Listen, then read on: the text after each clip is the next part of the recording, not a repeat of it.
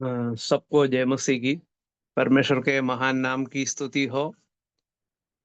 फिर से प्रभु की उपस्थिति में हमें बैठकर प्रभु के वचन का अध्ययन करने का जो सौभाग्य मिला है, उसके लिए मैं प्रभु का हृदय से धन्यवाद देता हूँ। इसमें जुड़े सभी भाइयों को, बहनों को प्रभु यीशु मसीह के महान नाम में नमस्कार। परमेश्वर सबको स्वर्गीय का आशीष प्रदान करे। आज हम इब्रानी की पत्री अध्याय 12 में जाएंगे। इब्रानी की पत्री अध्याय 12 उसका 24वां पद सबसे पहले पढ़ेंगे।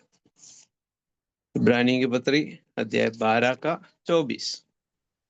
और नई वाचा के मध्यस्थ यीशु और छिड़काव के उस लहू के पास आए हो जो हाबिल के लहू से उत्तम बातें कहता है। धन्यवाद भाई। प्रेमी पिता, आपके महान नाम की महिमा हो, आपकी स्तुति हो, आपकी प्रशंसा हो। आपके वचन से हम जो अध्ययन करने जा रहे हैं उसको समझने के लिए हमारी आंखों को खोलिए प्रभु, ताकि हम सीख सके, समझ सके, प्रभु की महिमा के लिए जीवन व्यतीत कर सके। इसमें जुड़े सभी भाइयों को, बहनों को, बच्चों को स्वर्गीय आशीषों से भरपूर कर दे। प्रार्थना उद्धार करते यीशु मसीह के नाम में मांगते हैं, आमीन। आमीन आमीन। यहाँ प्रभु यीशु मसीह के बारे में एक वाक्यांश है, नई वाचा का मध्यस्थ यीशु। नई वाचा का मध्यस्थ यीशु। प्रभु यीशु मसीह नई वाचा का मध्यस्थ है। पुरानी वाचा का मध्यस्थ नहीं, नई वाचा का मध्यस्थ है। पुरानी वाचा के बहुत सारे मध्यस्थ थे, लेकिन नई वाचा में केवल एक ही मध्यस्थ है, वो हमारा प्रभु यीशु मसीह है। और हम तीमुथियुस की पत्री में पढ़ते हैं, परमेश्वर एक ही है और परमेश्वर और मनुष्यों के बीच में एक ही बिचवई है या एक ही मध्यस्थ है, और वो प्रभु यीशु मसीह है। तो यीशु मसीह एकमात्र मध्यस्थ है और उसके बारे में यहाँ पर बताया गया है, और छिड़काव के उस लहू के पास आए हो जो हाबिल के लहू से उत्तम बातें करता है। यीशु मसीह का लहू और हाबिल का लहू दोनों के तुलना करके यहाँ बताई गई है। यीशु मसीह का लहू हाबिल के लहू से भी उत्तम बातें करता है। तो हाबिल का लहू क्या करता है, क्या बात करता है, उसको समझने के लिए उत्पत्ति की पुस्तक अध्याय 4 में जाना होगा। उत्पत्ति की पुस्तक अध्याय 4 का 10 और 11 कोई भी भाई पढ़ के सुनाएंगे। उसने कहा, तूने क्या किया है? तेरे भाई का लहू भूमि में से मेरी ओर चिल्लाकर मेरी दुहाई दे रहा है। इसलिए अब भूमि जिसने तेरे भाई का लहू तेरे हाथ से पीने के लिए अपना मुंह खोला है, उसकी ओर से तू शापित है। अच्छा, उस लहू के बारे में हम जब विचार करते हैं तब हमको समझ में आता है लहू क्या बात करता है। तूने क्या किया है? तेरे भाई का लहू भूमि से मेरी ओर चिल्लाकर मेरी दुहाई दे रहा है। अच्छा, वो लहू दुहाई देने वाला एक लहू था। तो हम समझ सकते हैं कि ये लहू भी कुछ अच्छी बात बता रहा है। और कौन सी बात बता रहा है उसके बारे में लिखा नहीं है। हो सकता है कि यीशु मसीह ने जैसा कहा वैसा उसने कहा होगा, मेरे भाई के ऊपर प्रभु दंड मत दे। शायद ऐसा कहता होगा। नहीं तो स्तिफनुस ने भी जब बहुत कष्ट सहा, पथराव सही, जब कष्ट से, दुख से गुजर रहा था और मृत्यु के समय उसने भी क्या है, उनके कष्ट देने वालों के लिए उन्होंने प्रार्थना की थी। शायद ऐसी प्रार्थना की होगी, मालूम नहीं, लेकिन दुहाई दे रहा है इतना लिखा हुआ है। और नीचे लिखा हुआ 11 पद में, इसलिए अब भूमि जिसने तेरे भाई का लहू तेरे हाथ से पीने के लिए अपना मुंह खोला है, उसकी ओर से तू श्रापित है। मतलब उसके द्वारा कौन श्रापित हो गया? कैन श्रापित हो गया। और इस बात को हम समझ सकते हैं।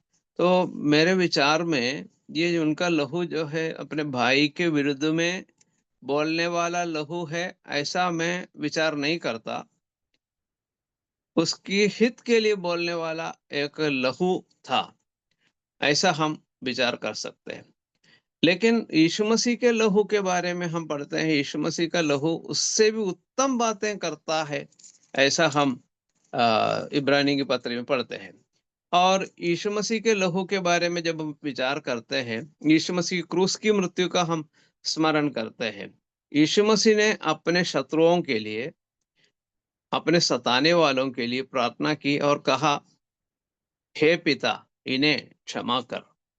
हे पिता, इन्हें क्षमा कर, क्योंकि जानते नहीं कि क्या कर रहे हैं।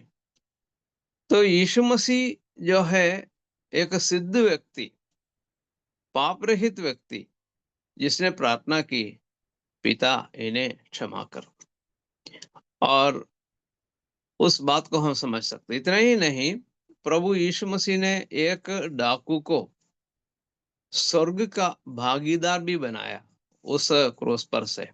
आज ही तू मेरे साथ स्वर्गलोक में होगा, ऐसा करके एक व्यक्ति को प्रभु यीशु मसीह ने स्वर्ग का भागीदार बनाया उसी क्रूस पर से। तो वो क्रूस जो है सचमुच में एक आशीष देने वाला स्थान था। यीशु मसीह का क्रूस और यीशु मसीह का लहू कभी भी किसी को श्रापित करने वाला लहू नहीं है, वरन दूसरों को आशीष देने वाला लहू है।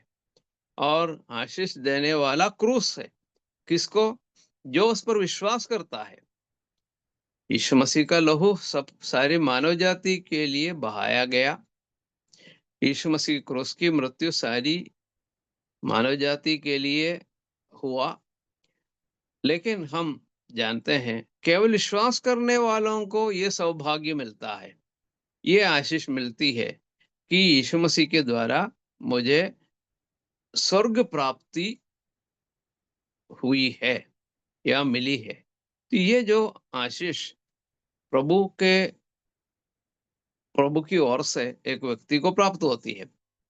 तो आज हम उस बात को विचार करते हैं, नई वाचा का मध्यस्थ यीशु क्या करता है, या यीशु मसीह ने क्या किया है, या आज क्या कर रहा है। वो बात महत्वपूर्ण एक बात है। तो हम परमेश्वर को धन्यवाद दें और उसी के साथ हम पढ़ते हैं। 13वें अध्याय में जाकर हम कुछ बातों को और सीखेंगे। इब्रानी की पत्री अध्याय 13 उसका 11 से 13 तक पढ़ेंगे। क्योंकि जिन पशुओं का लहू महायाजक पाप बलि के लिए पवित्र स्थान में ले जाता है, उनकी देह छावनी के बाहर जलाई जाती है। इसी कारण यीशु ने भी लोगों को अपने ही लहू के द्वारा पवित्र करने के लिए फाटक के बाहर दुख उठाया। सो आओ उस लिए हुए छावनी के बाहर उसके पास निकल चले। हाँ, धन्यवाद। तो यहाँ पर हम क्या पढ़ते हैं? पुराने नियम के महायाजक के बारे में बताया गया है। महायाजक पाप बलि के लिए पवित्र स्थान में पशुओं का लहू ले जाता है और उनकी देह छावनी के बाहर जलाई जाती है। लहू अंदर लेकर जाते हैं और देह, मतलब उस पशु की देह बाहर जलाई जाती है, ऐसा हम पढ़ते हैं। लेकिन यहाँ यीशु मसीह के बारे में हम देखते हैं, छावनी के बाहर है। छावनी के बाहर यीशु मसीह का स्थान है, या यीशु मसीह की क्रूस की मृत्यु छावनी के बाहर हुई है। वहां पर यीशु मसीह का लहू भी बहाया गया, उसका शरीर भी जो है प्रताड़ित किया गया, या शरीर के द्वारा उस कार्य को, जो उद्धार का कार्य है, प्रभु यीशु मसीह ने पूर्ण किया। तो यहाँ पर ये बात विशेष समझना चाहिए। पुराने नियम का एक महायाजक किसी प्रकार का दुख नहीं उठाता है, किसी प्रकार का दुख नहीं उठाता है, ना उसका लहू बहाया जाता है, ना उसकी मृत्यु होती है। लेकिन यीशु मसीह को देखो, यीशु मसीह ने दुख उठाया और लहू बहाया, उसका शरीर भी पाप बलि के बदले में दे दिया। तो हम वहां पर देखते हैं यीशु मसीह कैसा महान है, और छावनी के बाहर है, फाटक के बाहर दुख उठाया लिखा गया है। वहां पर एक बात हमसे भी कहा गया है, हमारे एक उत्तरदायित्व है, क्या है? 13वें पद में लिखा है, इसलिए आओ उसकी निंदा अपने ऊपर लिए हुए छावनी के बाहर उसके पास निकल चले।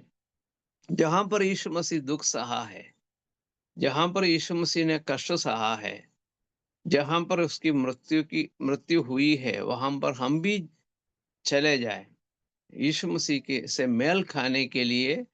हमें भी एक अवसर दिया गया है, एक सौभाग्य दिया गया है।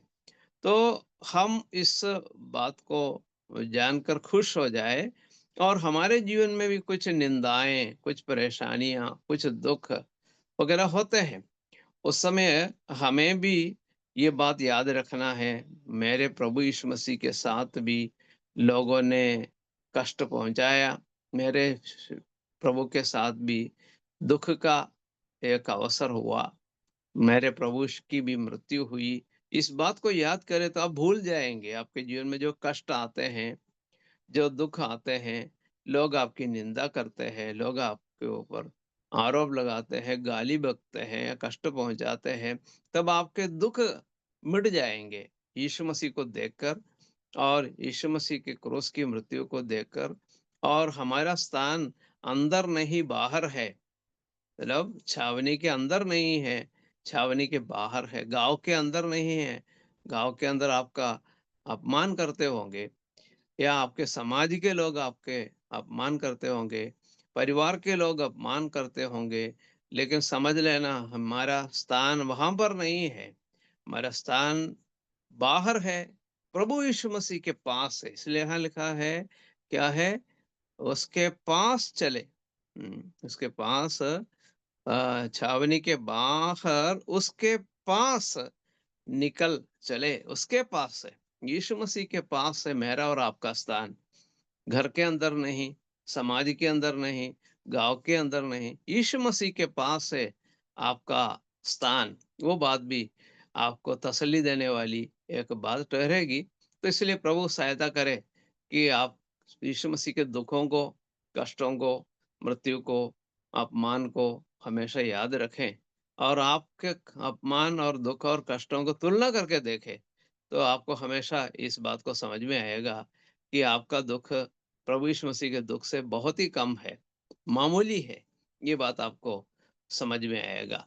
तो हाबिल के जीवन में कष्ट आया, दुख आया, परेशानी आई, मृत्यु भी आई, लेकिन हम देखते हैं यीशु मसीह के साथ उससे ज्यादा कष्ट, उससे ज्यादा दुख और परेशानी हुई, और यीशु मसीह का बहुमूल्य लहू बहाया गया, और उसके द्वारा मेरा और आपका उद्धार हुआ है। इसलिए हम परमेश्वर को धन्यवाद दे, प्रभु की महिमा हो। और हम 13वें अध्याय के 20 और 21 भी पढ़ेंगे अभी, 13 का 20 और 21। जब शांति दाता परमेश्वर जो हमारे प्रभु यीशु को जो भेड़ों का महान रखवाला है सनातन वाचा के लहू के गुण से मरे हुओं में से जिला कर ले आया, तुम्हें हर एक भली बात में सिद्ध करे, जिससे तुम उसकी इच्छा पूरी करो, और जो कुछ उसको भाता है उसे यीशु मसीह के द्वारा हम में उत्पन्न करे, जिसकी बड़ाई युगानुयुग होती रहे। आमीन। हाँ, आमीन। तो यहाँ पर हम पढ़ते हैं यीशु मसीह के बारे में। अब शांतिदाता परमेश्वर जो हमारे प्रभु यीशु मसीह को, जो भेड़ों का महान रखवाला है, सनातन वाचा के लहू के गुण से मरे हुओं में से जिलाकर ले आया, तुम्हें हर एक भली बात में सिद्ध करे। तो यहाँ पर यीशु मसीह के बारे में लिखा है महान रखवाला। यीशु मसीह महान रखवाला है। और आपको मालूम है यीशु मसीह जो है अच्छा चरवाहा है या अच्छा रखवाला है, जिसने अपना प्राण क्रूस पर दे दिया। यूहन्ना समाचार 10वें अध्याय में उस अच्छे चरवाहे के बारे में पढ़ते हैं। अब यहाँ पर लिखा है महान रखवाला या महान चरवाहा। यीशु मसीह महान चरवाहा है। और पहला पत्रस 5वें अध्याय के 4थे पद में हम पढ़ते हैं वो जो है प्रधान रखवाला। यीशु मसीह के बारे में हम वहां पर पढ़ते हैं यीशु मसीह प्रधान रखवाला है।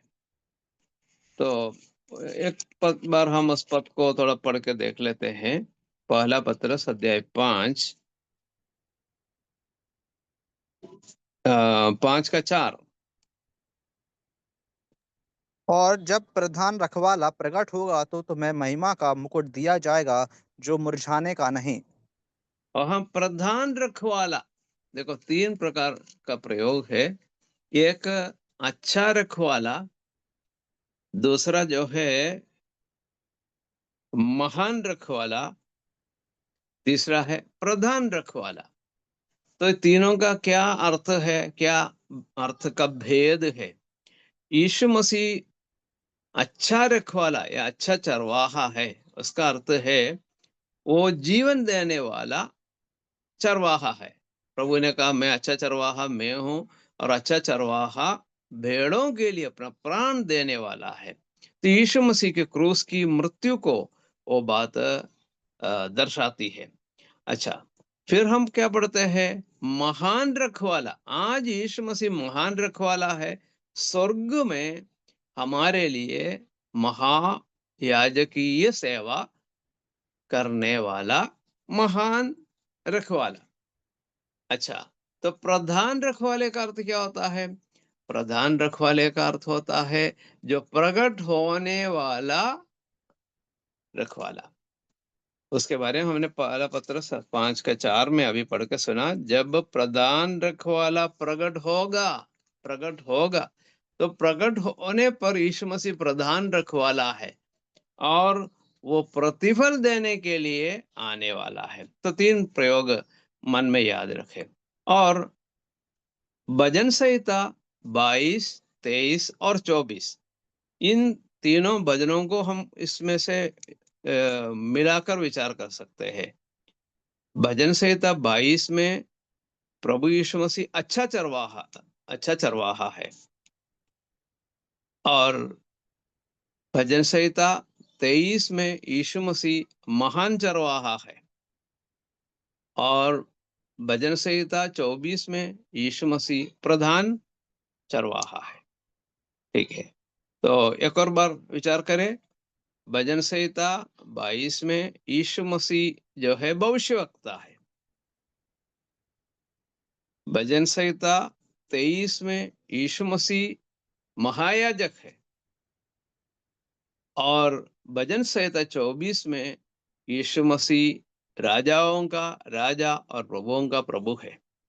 तो इस प्रकार 3 प्रभु यीशु मसीह के कार्यों को दर्शाने वाले हैं 3 भजन, 22, 23, 24। तो यहाँ पर हमको समझना चाहिए कि यीशु मसीह कितना महान है। यीशु मसीह भविष्यवक्ता है और यीशु मसीह महायाजक है और यीशु मसीह राजाधिराजा है या राजाओं का राजा और प्रभुओं का प्रभु है। तो इस प्रकार यीशु मसीह के बारे में हम विचार करते हैं। अब समझना है ये महान रखवाला क्या कर रहा है।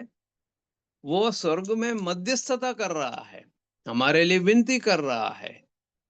तो यीशु मसीह जो है आज महायाजक है और महान रखवाला भी है। महान रखवाला भी है। तो वो हमारे लिए रखवाली करता है या हमारे लिए हमें संभालते हैं। आज मैं और आप विश्वास जीवन में यदि स्थिर है, वो स्थिरता मेरी और आपकी विशेषता के कारण नहीं, हमारे महान महायाजक की सेवकाई के वजह से हम इस संसार में स्थिर है। और यीशु मसीह की सेवा जो है दिन और रात है, दिन रात वो हमारे लिए मध्यस्थता करता है, हम पढ़ते हैं, हम विचार कर भी चुके हैं कि वो विनती करने के लिए सदा जीवित है, सदा हमारे लिए विनती करता है। अच्छा, यीशु मसीह ने यूहन्ना समाचार 17वें अध्याय के 15वें पद में उसके महत्व को यीशु मसीह ने इस प्रकार कहा है।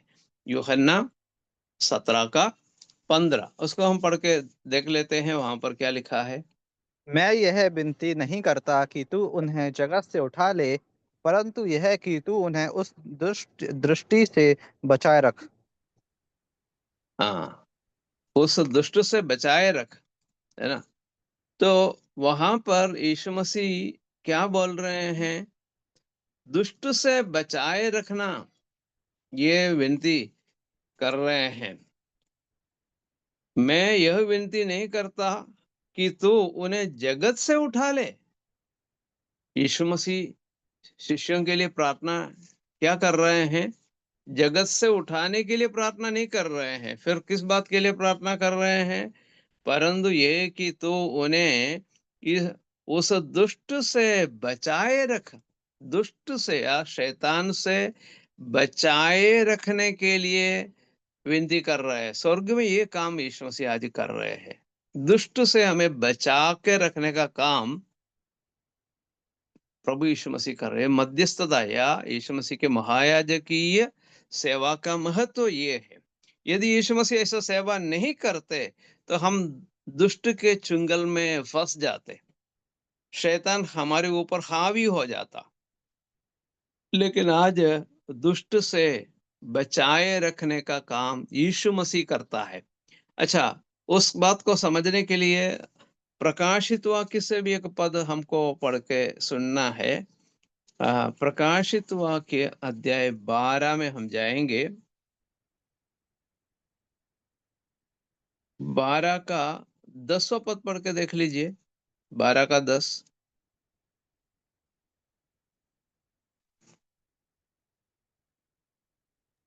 फिर मैंने स्वर्ग पर से यह बड़ा शब्द आते हुए सुना कि अब हमारे परमेश्वर का उद्धार और सामर्थ और राज और उसके मसीह का अधिकार प्रकट हुआ है, क्योंकि हमारे भाइयों पर दोष लगाने वाला जो रात दिन हमारे परमेश्वर के सामने उन पर दोष लगाया करता था, गिरा दिया गया।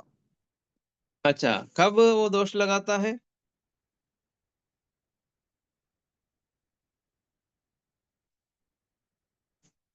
शैतान कब दोष लगाता है?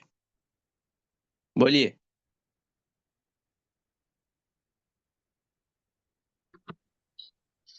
रात दिन। अच्छा, रात दिन एक काम करता है। कौन करता है? शैतान। क्या करता है? अच्छा काम करता है, बुरा काम करता है? हमारे परमेश्वर के सामने क्या करता है? दोष लगाने का काम। हमारे भाइयों पर दोष लगाने वाला जो रात दिन हमारे परमेश्वर के सामने उन पर दोष लगाया करता है। तो प्रभु यीशु मसीह क्या करता है? प्रभु यीशु मसीह भी परमेश्वर के सामने है। रात दिन यीशु मसीह भी क्या करता है? हमारे लिए मध्यस्थता करता है। तो ये महान याजक की सेवकाई के महत्व को वो समझना है कि जिस प्रकार शैतान रात दिन हम पर दोष लगाता है परमेश्वर के सामने, यीशु मसीह भी परमेश्वर के सामने क्या करता है? हमारे लिए मध्यस्थता करता है, हमारे लिए विनती करता है। इसलिए हम दुष्ट से बचाए रखे जाते हैं। दुष्ट हमेशा दोष लगाता है, यीशु मसीह हमेशा हमारे पक्ष में बोलता है, हमारे पक्ष में बोलता है या हमारी रखवाली करता है। ये महान रखवाला महान रखवाली करता है। तो इसलिए मैं और आप इस दुनिया में आज जीवित है। तो आपको समझ में आया प्रभु यीशु मसीह की महायाजकीय सेवकाई का महत्व क्या है। क्योंकि हमारे लिए विरुद्ध में बोलने वाला एक व्यक्ति है, या हमारे ऊपर आरोप लगाने वाला एक व्यक्ति है, वो परमेश्वर के सामने है। प्रभु यीशु मसीह भी परमेश्वर के सामने है, वो हमारे पक्ष में बोलता है। तो इसलिए हम उस बात को याद करके परमेश्वर को धन्यवाद दे, परमेश्वर की हम महिमा करें।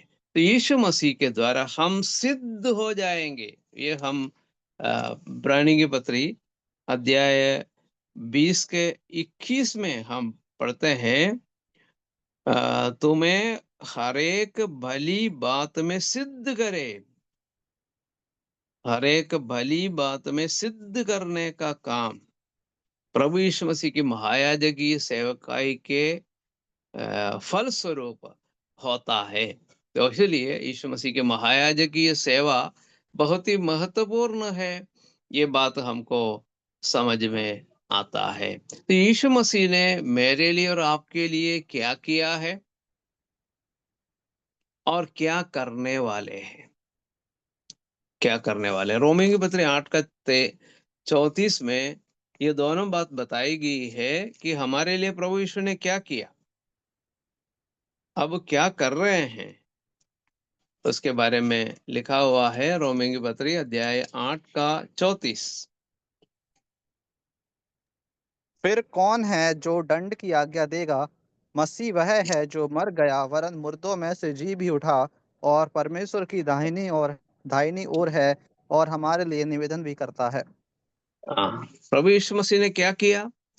उत्तर है, मसीह ही है जो मर गया वरन मुर्दों में से जी भी उठा और अब परमेश्वर की दाहिनी ओर है, हमारे लिए निवेदन भी करता है। प्रभु यीशु ने क्या किया, अभी क्या कर रहे हैं, उसके बारे में बताया गया है। पहला यूहन्ना 2 का 2, पहला यूहन्ना 2 का 2।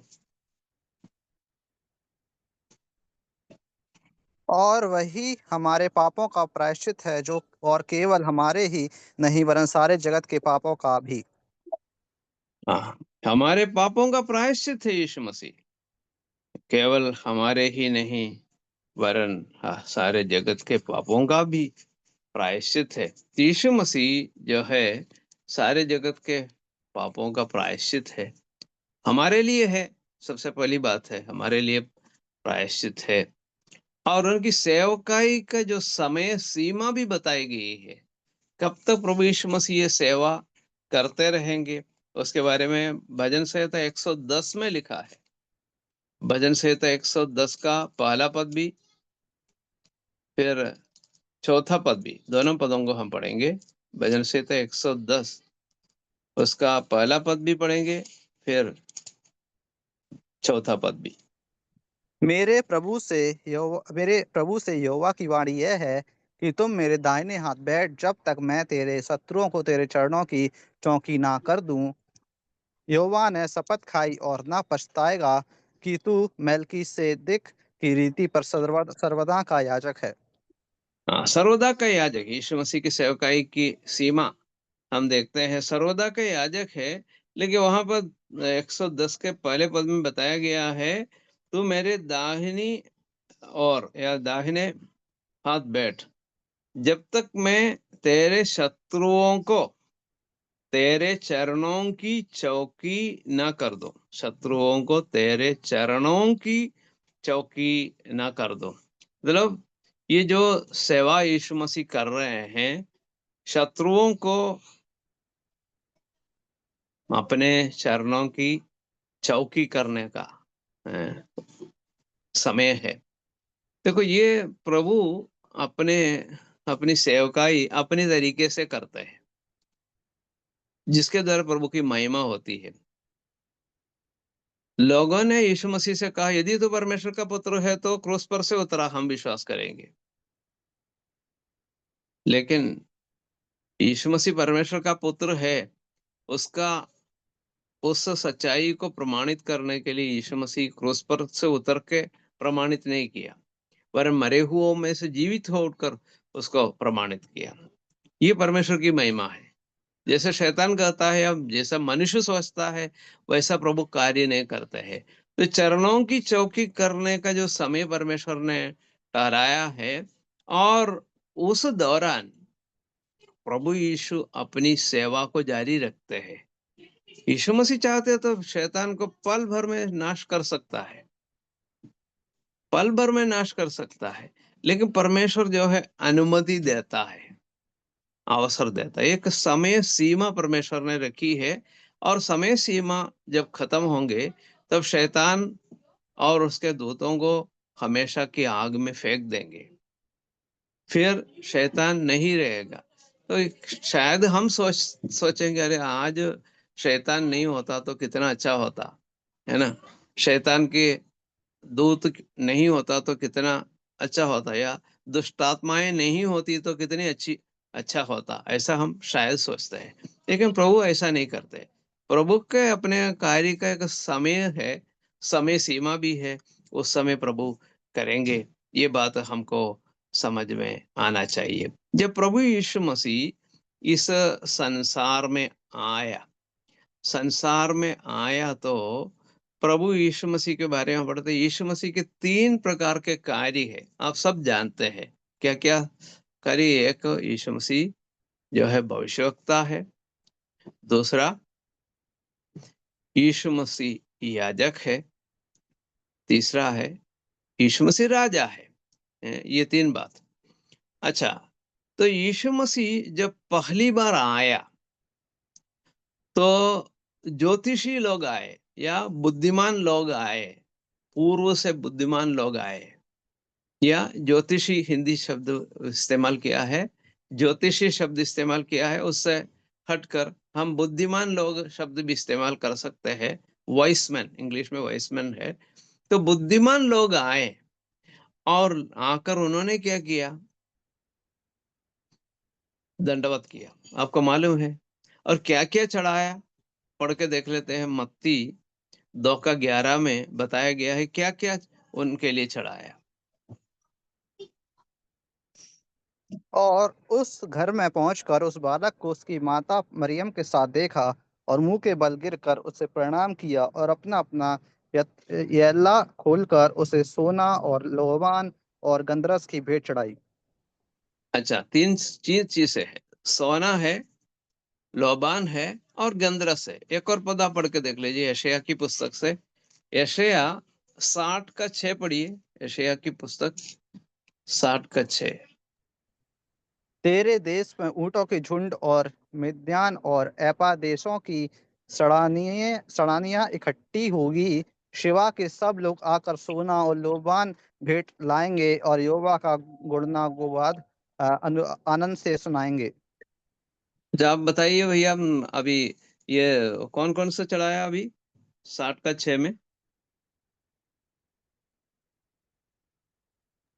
सोना, लोबान, गंधरस। गंधरस है क्या 60:6 में? इसमें नहीं है। अच्छा, ये कम क्यों क्यों हो गया, है ना? पहले क्या है? सोना, लोबान और गंधरस, 3 चीजें चढ़ाई थी। अभी एक चीज नहीं है, सोना है, लोबान है, ठीक है। अच्छा, सोना जो है क्या है? यीशु यीशु मसीह के आ, ईश्वर राजकीय पद को दर्शाता है। यीशु मसीह के राजकीय पद को दर्शाता है। लोबान जो है यीशु मसीह की ईश्वरत को प्रकट करता है और यीशु मसीह की महिमा को प्रकट करता है। अच्छा, गंधरस जो है यीशु मसीह के कष्ट, दुख और पीड़ा को दर्शाता है। 3 चीजें हैं। अच्छा, लेकिन हम क्या देखते हैं? दूसरी बात, यहाँ पर यशायाह की पुस्तक में भविष्यवाणी के रूप में बताया गया है, सोना है, लोबान है, गंधरस नहीं है। गंधरस गायब हो गया। क्यों? क्योंकि यीशु मसीह का कष्ट, दुख और पीड़ा खत्म हो गया।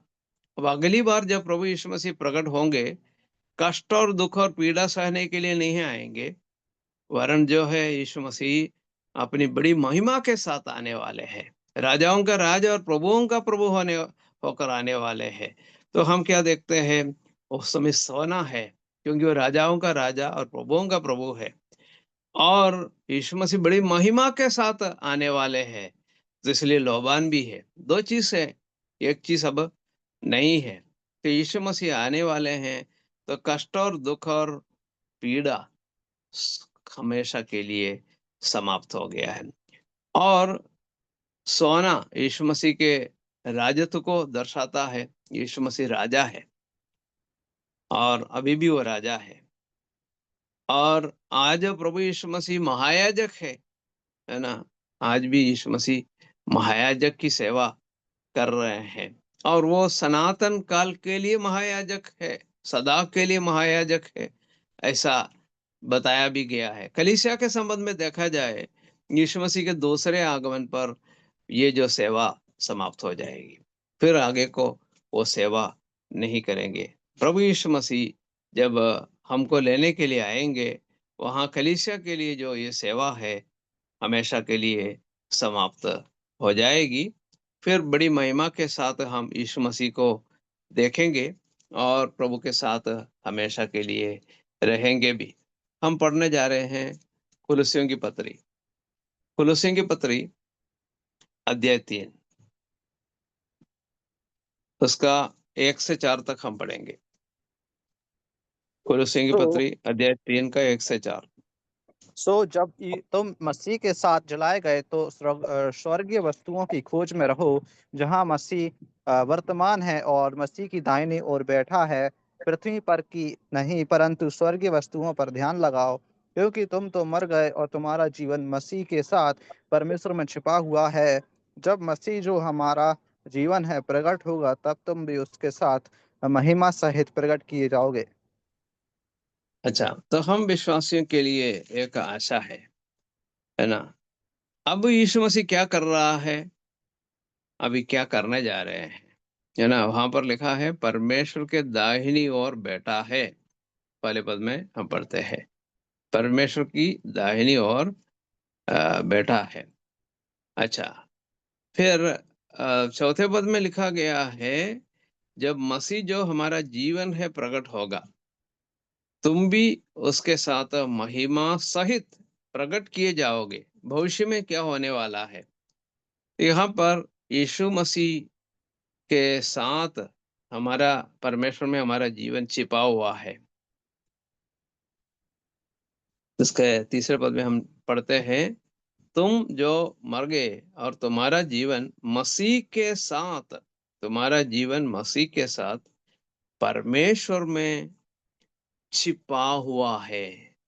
हमारा जीवन मसीह के साथ है, परमेश्वर में छिपा हुआ है। तो जो जीवन, अनंत जीवन हमको मिल गया है, वो सुरक्षित जीवन है। या अनंत उद्धार मुझे मिल गया है, आपको मिल गया है, वो अनंत उद्धार सुरक्षित उद्धार है। कुछ लोग कहते हैं कि उद्धार नष्ट हो सकता है, यदि अपन ध्यानपूर्वक उसको पकड़े नहीं रहेंगे ना, वो नाश हो जाएगा, नष्ट हो सकता है, ऐसा कई लोग सिखाते हैं। उद्धार जो है नष्ट नहीं हो सकता है। कारण क्या है उसका? मुख्य कारण, बहुत सारे कारण बता सकते हैं। मुख्य कारण ये है कि ये यीशु मसीह के व्यक्तित्व पर, दूसरा प्रभु यीशु मसीह के कार्य पर आधारित है। एक और बार सुनिए, उद्धार यीशु मसीह के व्यक्तित्व पर, और दूसरी बात यीशु मसीह के कार्य पर आधारित है। यीशु मसीह का व्यक्तित्व क्या है? यीशु मसीह पूर्ण रूप से परमेश्वर है, पूर्ण रूप से मनुष्य है, ऐसा कोई व्यक्तित्व नहीं है। और उस व्यक्तित्व की एक खास और एक और जो बात है, वो है यीशु मसीह पूर्ण रूप से पाप रहित है। यीशु मसीह जो हमारा उद्धार करता है, पूर्ण रूप से पाप रहित है। इसलिए यीशु मसीह के व्यक्तित्व पर आधारित है उद्धार। और यीशु मसीह का कार्य क्रूस का बलिदान, क्रूस का बलिदान पहली बात। दूसरी बात है यीशु मसीह की महायाजकीय सेवा जो वर्तमान में है, और यीशु मसीह जो है आने वाला है। मसीह जो हमारा जीवन है प्रकट होगा, तब क्या होगा? तुम भी उसके साथ महिमा सहित प्रकट किए जाओगे। तो हम क्या देखते हैं? यीशु मसीह के महायाजकीय सेवा बहुत ही महत्वपूर्ण है। यीशु मसीह की मृत्यु हुई, यीशु मसीह की मृत्यु हुई, और यीशु मसीह महायाजकीय सेवा कर रहे हैं, और फिर राजाओं का राजा और प्रभुओं का प्रभु होकर आने वाले भी है। लेकिन वहां पर हमको उद्धार किस प्रकार सुरक्षित है, उसके बारे में इसके साथ समझना होगा कि यीशु मसीह के द्वारा जो उद्धार हमें जो मिला है, यीशु मसीह के व्यक्तित्व और यीशु मसीह के कार्य दोनों पर आधारित है। यीशु मसीह का व्यक्तित्व पूर्ण रूप से परमेश्वर, पूर्ण रूप से मनुष्य, पाप रहित। अच्छा, यीशु मसीह के कार्य और उसका बलिदान एक कार्य है। अब मध्यस्थता का जो कार्य प्रभु यीशु मसीह कर रहे हैं वो भी है। तीसरी बात है, यीशु मसीह फिर आने वाले हैं, वो भी है। तो इस प्रकार तीन बातों को जोड़कर हम विचार कर सकते हैं, तब जाके उद्धार जो है सुरक्षित है, नष्ट होने वाला नहीं है। साथ साथ ये बात भी आपको समझना होगा, क्या है? मेरे और आपके व्यक्तित्व और कार्य पर आधारित नहीं है उद्धार। उद्धार मेरे और आपके व्यक्तित्व और कार्यों पर आधारित नहीं है, क्योंकि इफिसियों की पत्री दूसरे अध्याय के 8 और 9 में वो साफ लिखा है। इफिसियों की पत्री दूसरे अध्याय का 8 और 9 एक बार हम पढ़ के देख लेंगे। एक सुपरिचित भाग हो सकता है, पढ़कर सुनेंगे। इफिसियों 2 का 8 और 9। क्योंकि विश्वास के द्वारा अनुग्रह ही से तुम्हारा उद्धार हुआ है, और ये तुम्हारी ओर से नहीं वरन परमेश्वर का दान है, और ना कर्मों के कारण, ऐसा ना हो कि कोई घमंड करे। अच्छा, विश्वास के द्वारा उद्धार, विश्वास के द्वारा है। कौन से विश्वास के उद्धार? विश्वास के द्वारा है, मेरे ऊपर विश्वास करने से नहीं। अब मैं मेरे ऊपर विश्वास करता हूँ, मेरा उद्धार हो गया, ऐसा होता है क्या? नहीं। विश्वास प्रभु यीशु मसीह पर है और अनुग्रह है, प्रभु यीशु मसीह के अनुग्रह से, विश्वास के द्वारा, अनुग्रह ही से, ये दोनों प्रभु यीशु मसीह का है। प्रभु यीशु मसीह पर विश्वास, वो है विश्वास भी एक दान है, और अनुग्रह भी दान है, उद्धार भी दान है। ठीक है? विश्वास दान, अनुग्रह दान, उद्धार दान। तो ये तीनों बातें फ्री है, मतलब दान के रूप में, दान स्वरूप में है। तो दान स्वरूप में कौन देता है? मेरे व्यक्तित्व पर आधारित होता तो कहां से है ये? मैं अपनी ओर से क्या दान दे सकता हूँ?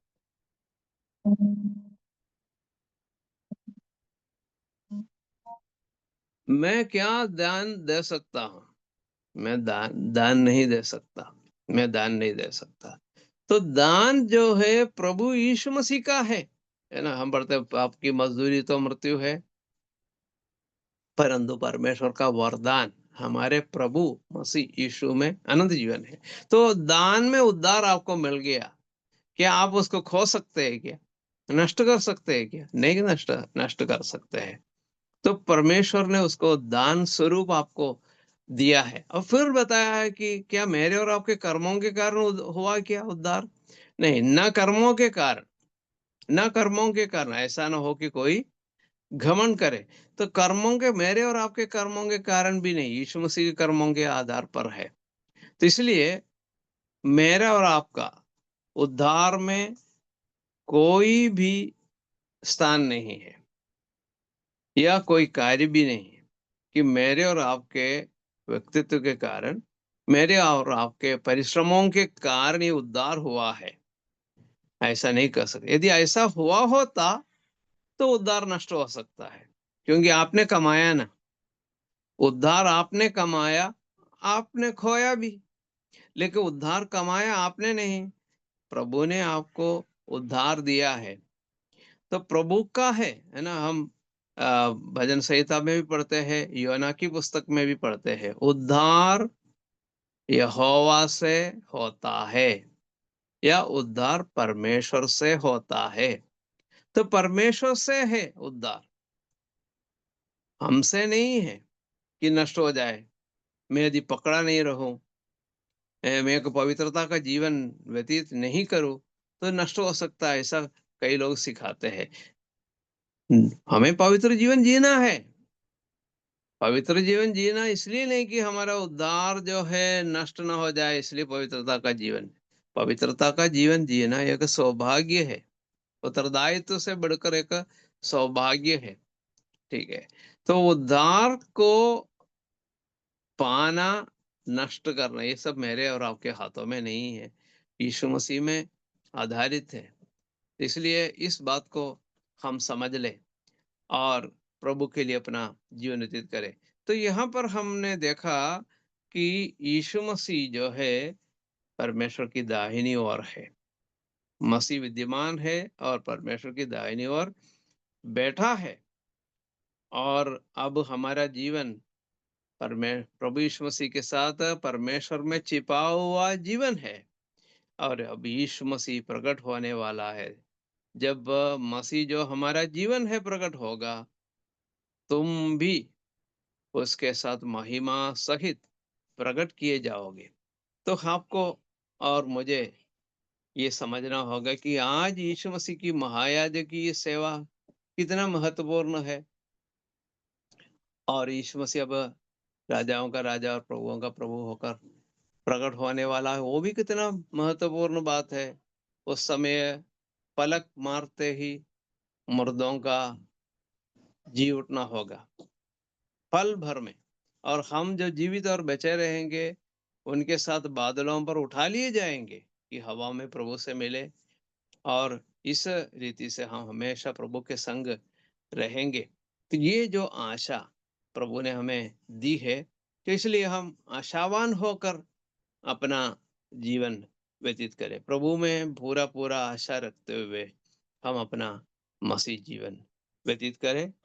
परमेश्वर का पवित्र वचन हमको क्या क्या सिखाते हैं, प्रभु की महिमा प्रभु ने प्रकट की है, उसके लिए हम प्रभु को धन्यवाद दें। प्रभु यीशु मसीह की महायाजकी सेवा कितना महत्वपूर्ण है, ये बात हम अब विचार कर रहे थे।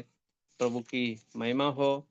प्रभु हमें अपने संग ले जाने के लिए आने वाले हैं। प्रभु की महिमा हो।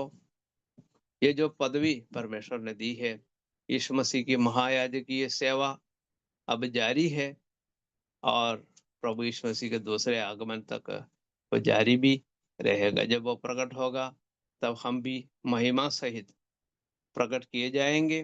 प्रभु की उपस्थिति में हम हमेशा हमेशा के लिए रहेंगे। इस आशा के साथ हम अपना शेष जीवन व्यतीत करें। इब्रानी की पत्री में काफी बातें हमें सीखने का मौका मिला, विशेषकर यीशु मसीह की महायाजकीय सेवा के बारे में हमें विचार करने का मौका मिला। और ये सब कितनी धन्य बातें हैं, और उन बातों को हम याद करते हुए प्रभु को धन्यवाद देते रहें। इस प्रकार का एक अवसर द्वितीय की कलीसिया ने मुझे भी दिया कि मैं यीशु मसीह की महायाजकीय सेवकाई के बारे में कुछ बातें बांट सकूं, और जो बातें हमने सीखी है उसके ऊपर और विचार करने का, मनन करने का परमेश्वर हमें और अवसर दे, ताकि हम बड़े भय और भक्ति के साथ शेष अपना जीवन व्यतीत करें। परमेश्वर के धन्य नाम की स्तुति और महिमा हमेशा हमेशा होती रहे। आप लोग सबकी प्रार्थनाओं के लिए भी मैं आपका बहुत आभारी हूँ, क्योंकि पिछले दिनों में आपने मुझे प्रार्थना में उठाया, जिसके कारण मैं ऐसा बैठ सका और वचन की बातें बांट सका। और इसलिए आपकी प्रार्थनाओं के लिए भी बहुत बहुत धन्यवाद। आगामी दिनों में हम एक दूसरे के लिए निरंतर प्रार्थना करते रहें।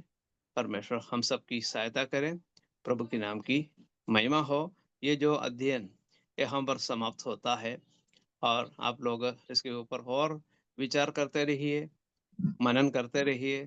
प्रभु इन सब बातों के लिए हमें बहुत आय से आशीष दे। प्रभु के आगमन की प्रतीक्षा करते हुए भय और भक्ति के साथ आदर सम्मान करते हुए जीने के लिए प्रभु हमारी मदद करे। परमेश्वर के महान नाम की स्तुति और महिमा हमेशा हमेशा होती रहे। सबको धन्यवाद। जय मसीह की।